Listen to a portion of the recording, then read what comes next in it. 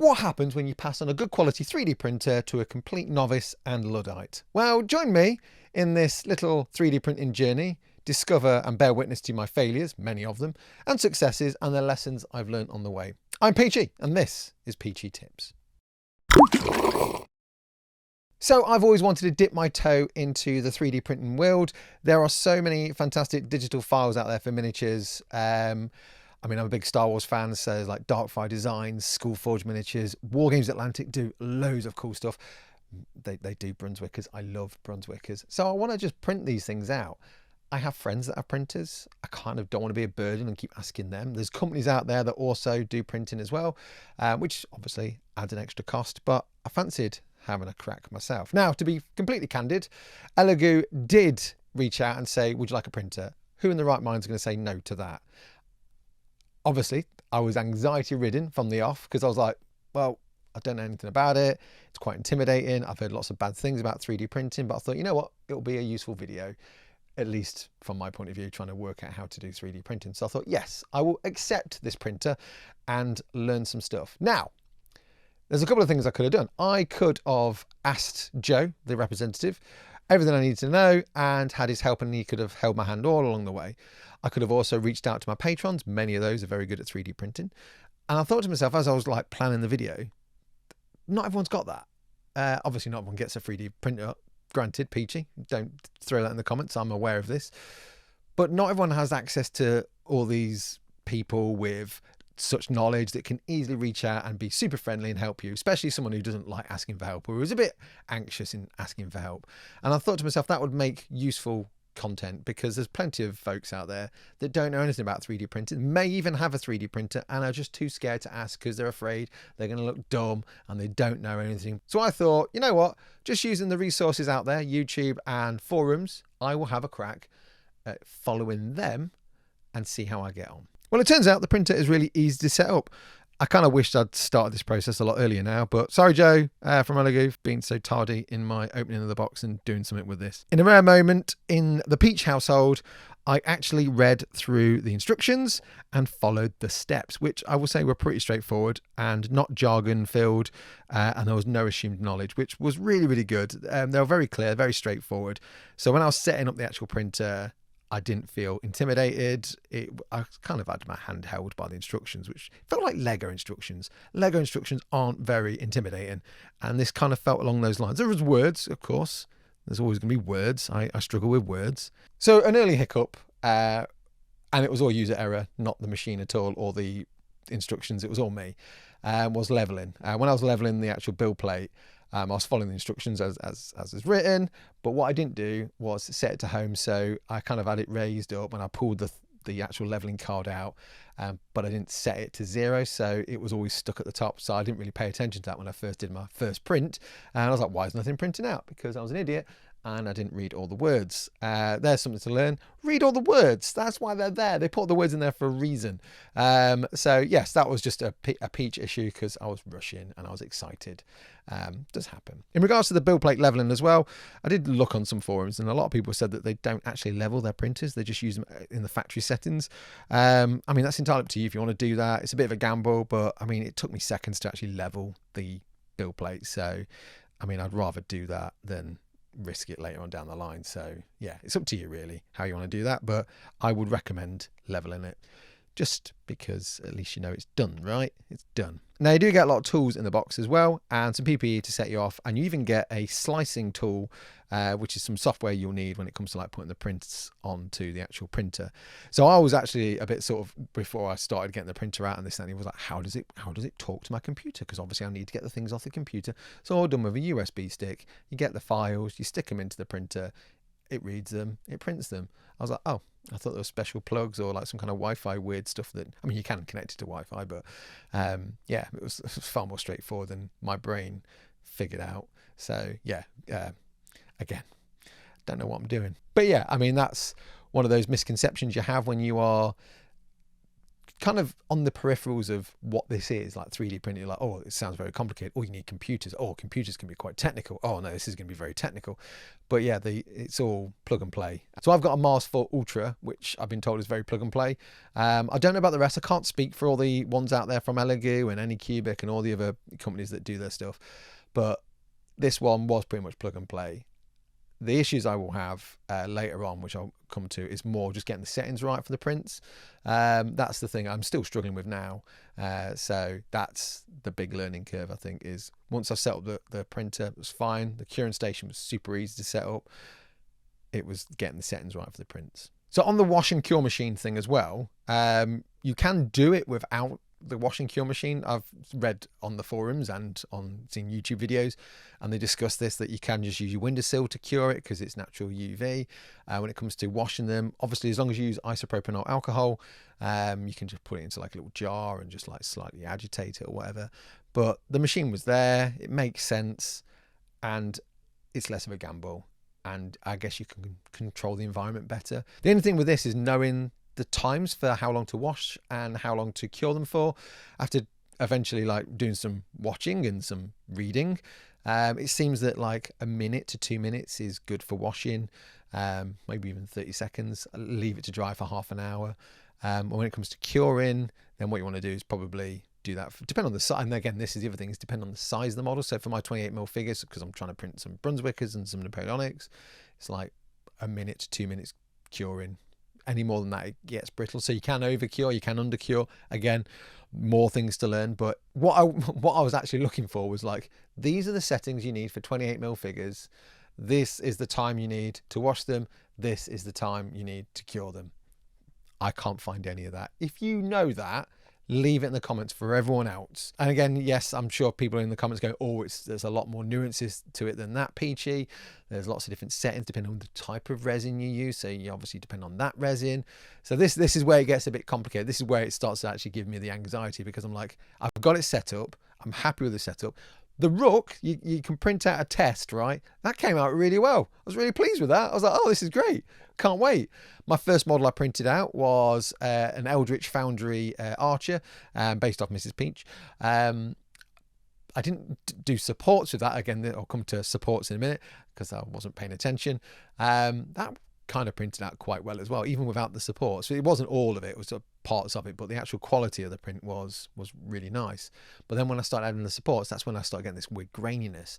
So then that's when I started to realize, yes, there's a lot of things to do with the settings side of it. And you can print out I guess like a test print thing that you can then work out what you need to do your settings for. I still need to get my head around that. I still need to do one because I didn't discover this until too late. So as you probably already worked out, this video is a cautionary tale of what not to do. One big mistake I made was, as I was taking the models, I've got the spatula you got a metal spatula. I was taking the models off the actual base plate for that, but then you have to do like a tank clean, and it does like a thin layer of resin. You pull that off so that you can continue. Don't use the metal spatula for that. It does actually come with a plastic one, which I didn't pay attention to, and I tore into the FEP film, the ACF film, they've all got weird names. The film that's basically on the tank that you get.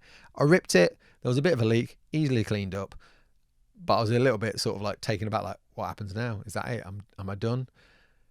There's lots of places that sell them, lots of quite expensive places that sell them, and there's also Amazon where you can get it really cheap. So, and it was the same. I actually ended up ordering two, one from one of these companies and then one from Amazon, just in case I got the wrong size or it was a cheapo version. Absolutely identical. So I was a bit like, oh, okay. So it's just, you just go into a high-end 3D printer company and you're just charging 3 times the price. Okay, cool, got you.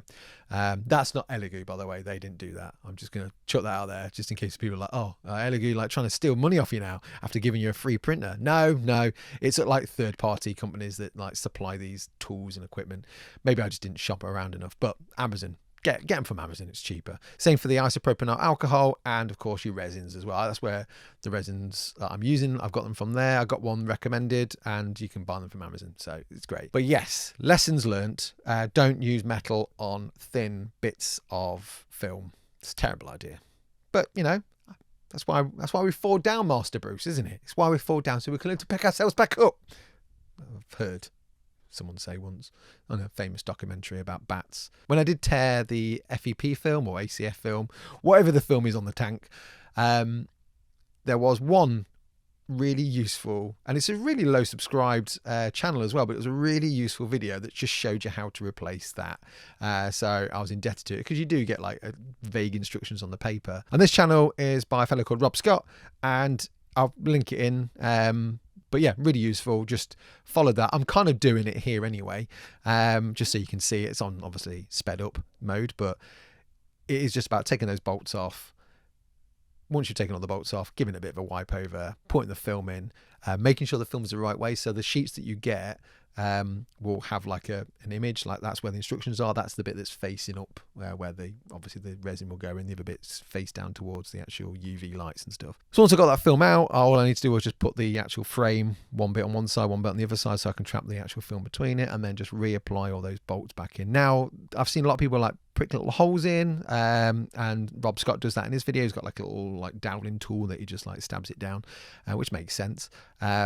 But then I've heard a lot of people say don't do that, because if you just screw into it with the bolts, it kind of gives it a better seal. So I tried it without putting the holes in, and I also tried it with putting the holes in, and it didn't make that much difference really. It's up to you. It felt very samey. There was a little bit more pushing required when I didn't make the holes, but if it means it's a better seal, great. But yeah, that was really quick and a lot less headachy than I expected. There's a lot of bolts, don't get me wrong, there is a lot of bolts to screw off and put back on, but yeah, it was a lot less intimidating than I expected it to be.